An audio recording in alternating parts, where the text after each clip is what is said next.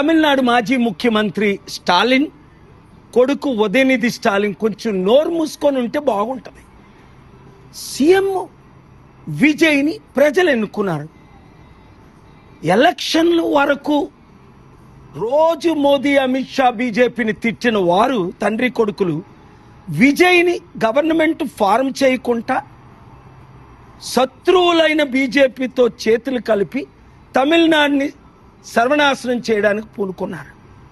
అయినప్పటికీ Vijay government form చేసిన తర్వాత కూడా స్టాలిన్ దగ్గరికి వెళ్ళి రిక్వెస్ట్ చేసిన మద్దతు ఇమ్మని, మద్దతు ఇవ్వట్లేదు సరికదా. 2 నెలలు ఆయన కొత్త సీఎం అని రోజు అల్లరి పెట్టడమే, ఇష్టం వచ్చినట్టు మాట్లాడడమే.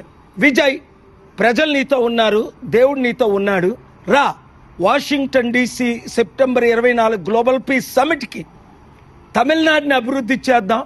నేను ఇంటర్నేషనల్ US ఇన్వెస్టర్ని పరిచయం చేస్తాను. తమిళనాడు కూడా హైదరాబాద్ కంటే ఇంకెక్కువ అభివృద్ధి చేద్దాం. ఈ వీడియో అందరికీ షేర్ చేయండి. God bless you. Please subscribe .news.